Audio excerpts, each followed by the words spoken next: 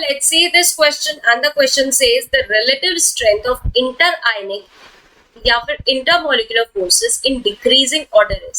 बच्चों क्वेश्चन में बोला गया है ये जो फोर्सेस दी गई है इनका डिक्रीजिंग ऑर्डर में हमें रखना है और करेक्ट ऑप्शन बताना है। तो तीन ऑप्शंस मतलब तीन टाइप के फोर्सेस की बात करी गई, एक आयन आयन, एक आयन डाइपोल और डाइपोल डाइपोल। तो बच्चों आयन आयन जो है वो सबसे स्ट्रॉन्ग फोर्स ऑफ अट्रैक्शन होता है, क्योंकि ये कंप्लीटली एक दो आयन के बीच में, जैसे Na+ और Cl- एक दो आयन है इनके बीच का फोर्स ऑफ अट्रैक्शन, तो ये तो सबसे स्ट्रॉन्ग होगा।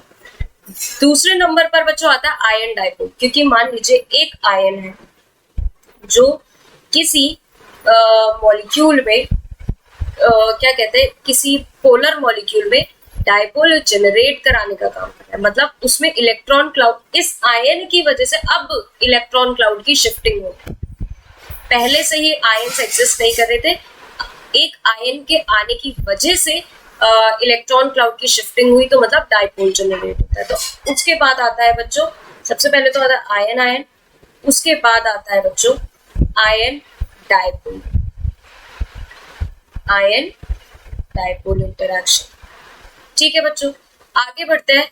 अब बात करते हैं तीसरे नंबर पर फिर आता है डाइपोल डाइपोल इंटरैक्शन, जो होता है एक इलेक्ट्रोस्टैटिक फोर्स ऑफ अट्रैक्शन होती है। जैसे मान लीजिए ये HCl है, फिर दूसरा HCl है, एक डाइपोल की वजह से जो है दूसरा डाइपोल जनरेट हो रहा है। ठीक है बच्चों, एक डाइपोल की वजह से दूसरा डाइपोल जनरेट हो रहा है, तो ये और वीक होता है क्योंकि इसमें आयंस की इन्वॉल्वमेंट नहीं रहती। ठीक है, तो सबसे कम पर डाइपोल डाइपोल आ जाएगा। तो करेक्ट ऑप्शन बच्चों निकल कर आता है option number 2। So I hope all of you understand very well. Thank you and best of luck.